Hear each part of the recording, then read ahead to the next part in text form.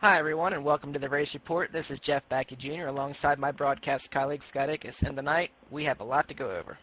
Yeah, we sure do, Jeff. We have a special guest in the studio this week, back for his second week in a row, and fresh off of his win in Charlotte, Jason Gaines will be with us tonight. Sounds like a plan we got there, Scott. But before we get to that, let's talk about last night. Well, the heat races started out for the second week in a row. We seem to have a sort of controversy in either race. Yeah, in your race, you had drivers damn near fist fighting in the infield. Yeah, it was crazy.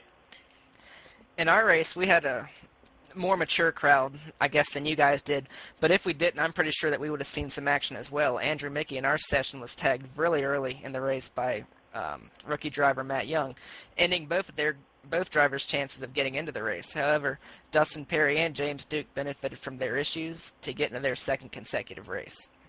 And in our race, we had Chris Hiller and Tyler Amich and Sean Sadler just beating it and banging with each other. Really ruined each of their races because Cody McCorkle kept his quarters clean, and at the end of the race, he was able to get through those guys and get his fourth place finish to propel him to the main race.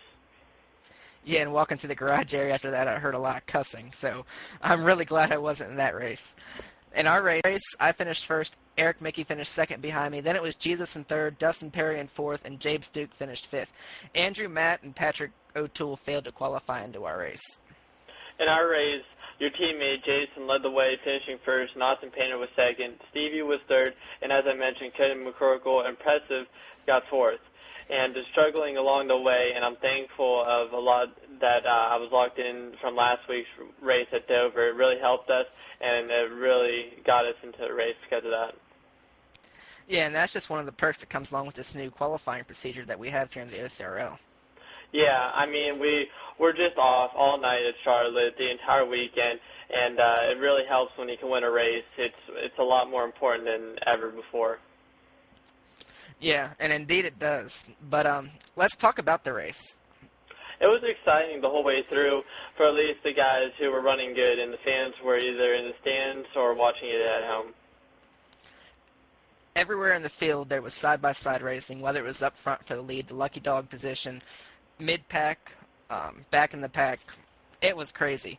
There were 14 lead changes with 6 guys making their way up to the front to get those 5 valuable bonus points. The night's dominant driver, Jason Gaines, led the most laps. He led 71.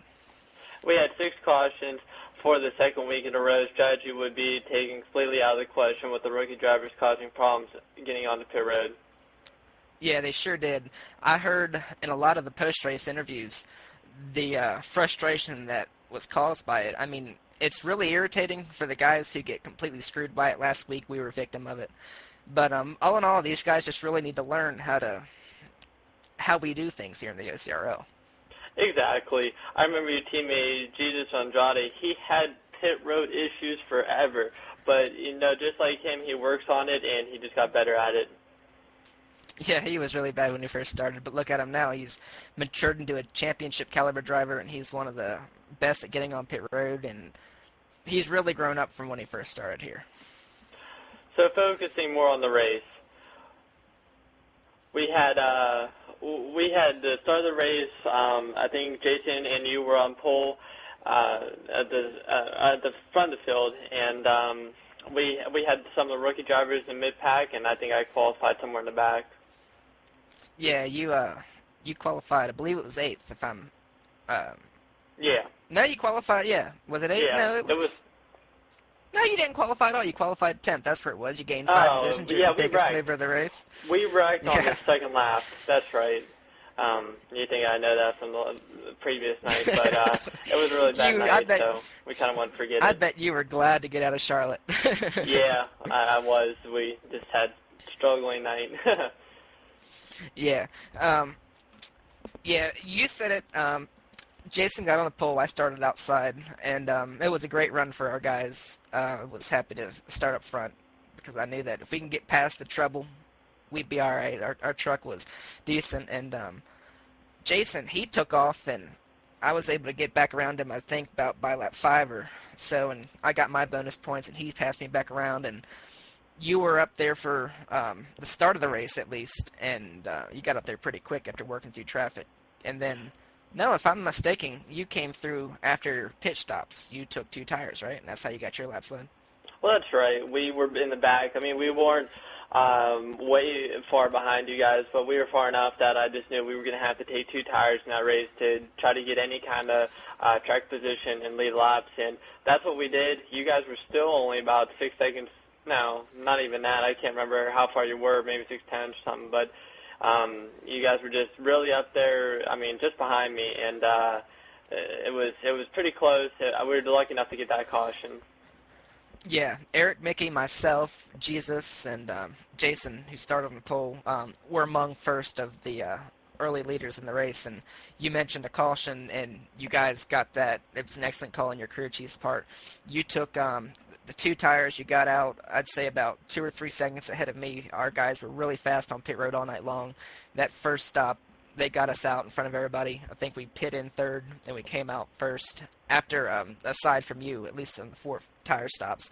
And we ran you down and passed you, and it took several laps to get to you, so 2 tires wasn't a bad call. I mean, it really helped you guys out. You got a caution maybe about 10 laps or 15 laps after pitting, and I think you guys were fourth or fifth when the caution came out. Am I correct? Yeah, we were around there, and that was just the call we were, willing to take throughout the race. Actually, I mean, it wasn't just then. It was if we were going to go with 2 tires, one way or another, and but that's just what we had to do. With a bad truck like that, really, you can't get mad at your crew or your team. You just kind of go out there and just let the race progress and let it. The race is going to give you what it's going to give you. So. Mm-hmm. So the first caution was brought out by Austin Painter on lap 35. Those guys back there trucking to the wall, just driving way too hard, and I don't want to say driving too hard because we always race really hard, but I guess he was just pushing the issue a little bit too much, and the truck got up from underneath him. He backed into the wall, and those guys, they didn't last much longer in the race. Ended up getting their second consecutive DNF and their second consecutive 10th place finish. And for a team of that caliber, Enigma World Motorsports, it's disappointing. Austin's a better driver than that to get back-to-back 10th place finishes, and I'm sure that those guys will do what they got to do this week to go into Texas next week with the full head of steam and try to do what they can. I wouldn't look for him to get too many DNFs this season. I know for some of the newer people watching the shows and watching the races, you've been seeing him have really trouble, but I wouldn't expect that throughout the season. He's a better driver and that's a better team to see that keep happening. Yeah, exactly. So he brought the first caution out, and we get back going green, and I didn't think we were ever going to see a caution again. We were a lot of green flag runs tonight, and everybody was seeming to get onto pit road pretty good until later in the race. We'll get there later. But it was a lot of close quarter racing. Up front, we made one adjustment in the race, and that kind of didn't fare too well with the truck until about halfway through the fuel run, and we started catching on Eric and Jesus and Jason. They were 3 wide for the lead at times. So that was a blast seeing that from fourth place, and me and Stevie were fourth and fifth trying to get up there, and by the end of the run we eventually did, but that was about the time when pit stops started. And that's right. I mean, the top 4 guys, top 4 or 5 guys, I mean, you were all in the big pack basically from the restart till about the end of the green flag runs. I mean, obviously some people get stringed out, but, I mean, you were always in a big pack. I mean, I was watching that from 6, so it was really cool to watch. And, I mean, when you guys are just inches away from each other, and it's good racing. Right. We especially today, after getting back from the track and everything, and walking through the shop today, talking to the guys about this week and high-fiving the 5 guys, and my guys got a second-place run. And then Jesus, despite their 6th-place finish, that was overshadowed by their awesome run. They got up front. They led laps. They were in the top 2 or 3 all night long. So just walking to the shop today and looking at the cars, we got this 5 truck into our fan showroom, and it's still got the confetti and champagne over it. That was really cool. And I was looking at it today, and there isn't a single scratch on that truck. And I could have sworn that he bounced it off of people a few times. But my truck and his truck were completely clean. And Jesus's was as well. So it just, from 4th place, looking back and watching that, sparks flying, and then to see it in the shop today, it was completely beautiful. I mean, we could wash that thing off and take it to Texas next week if we needed to. Right, and that's what I saw. I mean, that's what I saw in the back. You guys were all clean. That's what the veterans here do. I'm not saying that, I know rookies can do the same thing, and, that's what the rookies got to watch. I mean, these guys respect each other. I mean, you can go around the turn 100% and still, run real close right next to each other. And we saw late in the race the guys getting anxious, and I think we had a couple more cautions, right? Yeah, we sure did. Towards the end of the race, after the long green flag runs that we were getting, with about, we'll start it off at 20 to go, we get caution. We get a caution, not quite. I believe Eric spun out, didn't he? He spun out, and that brought the second or third caution out. Yeah.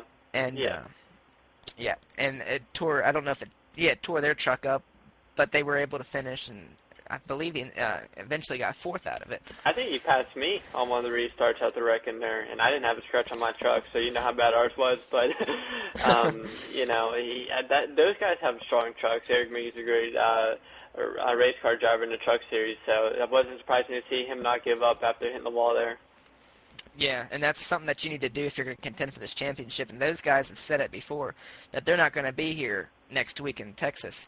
So to be able to turn a bad night into a so-so night, that just goes to show how good of a driver he is, how good of a team owner he is. He's thinking big picture. He wasn't thinking about that for the moment. He was looking at the broader perspective, and it really paid off for them because they're second in points going into Texas, and they're probably going to lose a few spots, but it won't be too bad once they get back. Yeah, that's exactly right. Now we get to the last caution of the night, and that was caused by me, unfortunately. Just getting into... Yeah, what were y'all doing in the back of the field back there? I was... Jason had just gotten around me before all these cautions going, and I thought I had a good enough truck to pull him off on the outside. Our truck was working really good on the outside line all night long, and I knew, listening to those guys' radio, my spotter was listening on them. Since we're a team, I get that I get that advantage, and just be able to listen to them. They were going to hold the bottom, so I knew if I was going to pass them, it was going to be the high line. I knew I was going to do it, but the race ended under caution. It was the first time we've had a race end under caution in a really long time, and it was frustrating from my seat, but it works out. But what were you all doing back there? It was a mess. Well, the end of the race right there, before that last caution, I think we had some fast guys in the back and some guys who weren't as fast up at the front with that track position, so it kind of balled everybody up.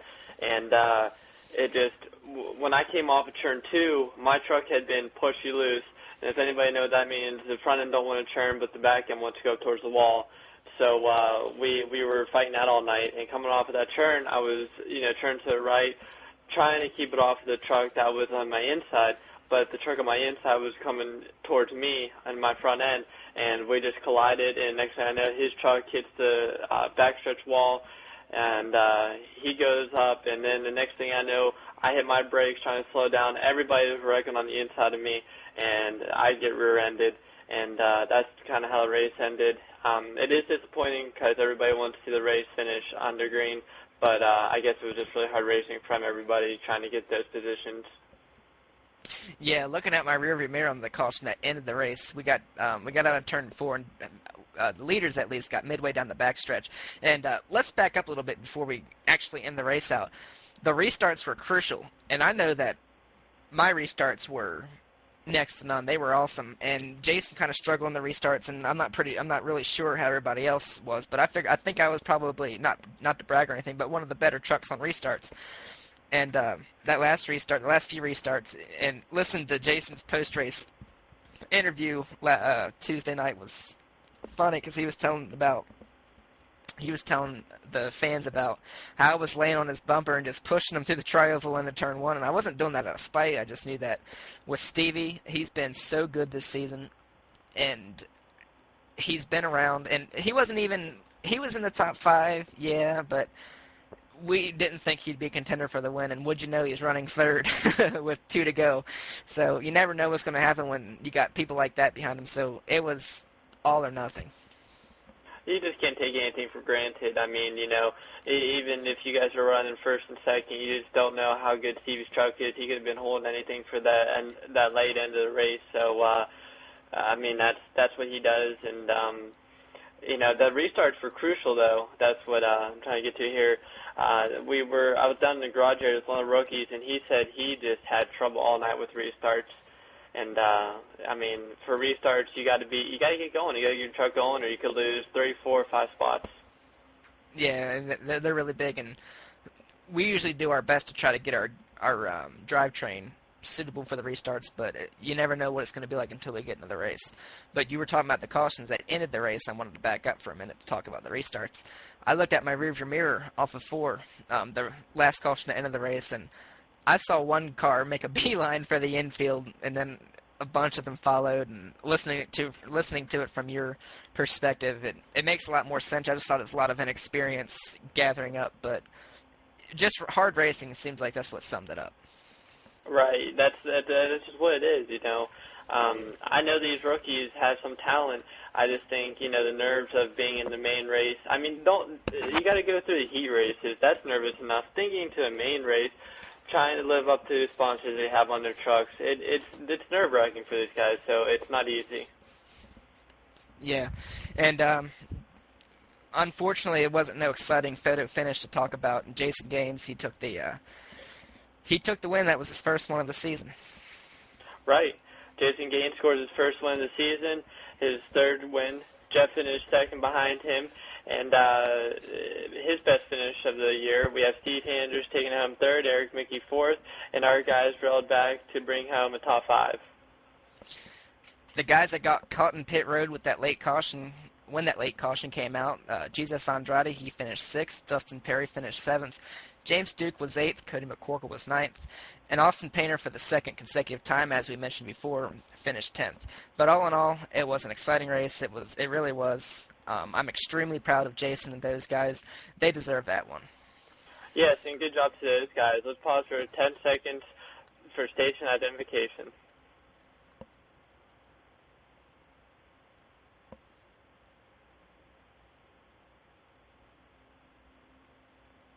And here now with us is the driver at number 5, Whisky River, Charlotte Nightlife Chevrolet, Jason Gaines. Jason, I know you're still celebrating that emotional win that you had Tuesday night at your home track. How are you doing, buddy? I couldn't be better, man. I'm on cloud 9 right now. Your number 5 team has been strong and consistent all season. You finally broke into the top 5 in the standings. What does this do for your team heading into Texas in the following race? It's huge. After Daytona, we qualified on pole there, and the season's starting out, and I had all the confidence in the world, and we were ready to run for a championship, and had that ignition problem at Daytona and wasn't even able to see the drop of the green. It really kind of set me as a driver. It set me back and had my mindset a little off, and thought we might be outside looking in, but we fought through adversity, and we've done what we had to do to get back into the fight. And like I said, I think now we're 53, points behind the championship lead, and we've got, 6 races to go, and a lot of tracks coming up that are very, very good for us. Texas, we won the last time we were here, and I'm looking forward to it. Yeah, you and Lance have been unstoppable this season, even from Daytona, and I think a lot of fans overshadow your ignition problems with the run you had. Everything leading up to the drop of the green flag, you guys were real fast in practice, both practice sessions, and you broke track you did break track record in Daytona, and that was a long-standing track record that we had, and you guys never backed down, and now you're 4th, 5th in points, and it's showing of what kind of team you are. But now tell us about that truck you had tonight. You guys had that thing on rails. You struggled in practice, got the pole in qualifying, and then dominated in the race. For the first time this season, you guys put an entire race together, and it showed. Yeah, we worked really hard. Practices and testing before we even got to the track itself on the off season. It's been a lot of work put into this truck, and it's starting to show and it's starting to pay off for us. And like I mentioned earlier with the ignition problem in Daytona, we had the same thing happen to us last night before the race started, but we were able to fix it this time and actually get the truck on the track. And yeah, after that win and the runs we've had the past couple of weeks, I'm poised, and I think this whole team is, to go for the championship. How much does it mean for you to win at your home track at Charlotte Motor Speedway? Oh, it's huge. It's like I said in the post-race interview before, we had special sponsors on the truck from the area, Whisky River, and we had Nightlife.com come on board just for that special race. It's anybody that goes to their hometown track, they want to do good, and I couldn't have asked for a better race at the hometown track like that. Yeah, you guys, I mean, you made it your home after Tuesday night. Like I said, you guys dominated, and as your team owner, I'm proud to see you guys in victory lane. You deserve it, and seeing what you guys do week in and week out in the shop, you guys work so hard on it. But it was a pleasure having you in the studio for the second week in a row, and I'm sure we'll see you again before the season's out. Good luck in Texas. Do you have anything you want to say out to the fans? Not really. Just appreciate the support, and we'll try to put on another show for them in Texas next week. I'm sure you will. You guys, I know, been working hard on that truck too. Heading into Texas next week, Scott, you have a 36-point lead over Eric.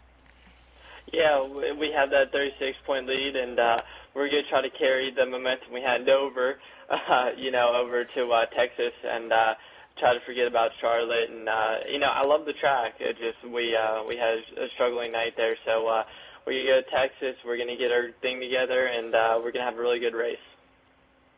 Now, next week, Eric Mickey and his brother have confirmed that they will not be at Texas Motor Speedway. Both teams will be sending out newsletters later in the week to elaborate on that. Yeah, that's big news. Eric missing a race is going to be big. And this past week, when Andrew didn't make it, that was big as well. Those guys are taking big hits in the points, but for good reasoning, I'm sure. And your teammate Steve Anders, he's third in the standings. Nothing changed among the top three. Jason gained 3 spots after his win. He's fourth. And I came from 6th place and have now gotten to the top 5, and I'm 5th. And our viewers can look at the graphic on the screen to see what their favorite drivers stand in the points as it stands right now. Right.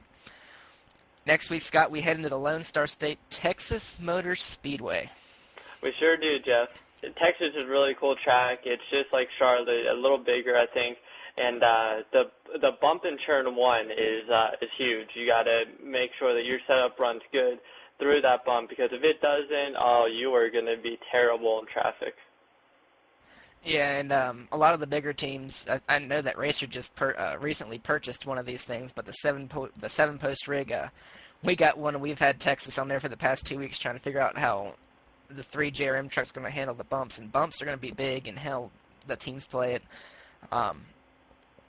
It's a challenging track. I think it's one of the hardest intermediate tracks that we go to. Jason, he loves that place. He got his first career win there last season, and I'm sure we're not done seeing that team win. They've been good, and I love going to Texas because we're going to see the best in everybody come out at Texas, because unlike Charlotte, I'm sorry, I said Texas was one of the hardest tracks.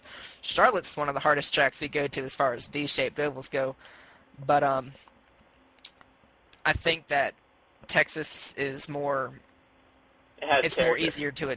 Yeah, it's got a lot of character, and it's easier for the drivers to adapt to. You know what I'm saying? Right.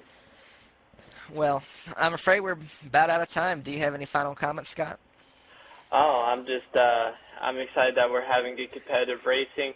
We got these fans that are watching our show, and I'm just happy they're here to listen to us, and I just hope we have a good rest of the season. Yeah, amen, brother. The racing's been great on the track, and it can't get worse because we're heading to some of the best tracks. We got Texas, Talladega, Michigan. It's only going to get better. And on behalf of everyone at the OCRL Studios and the Online Racing Network, I'm Jeff Baki Jr. And I'm Scott Ickes. And thank you for tuning in to this week's edition of the Race Report. We'll see you next week from Texas Motor Speedway.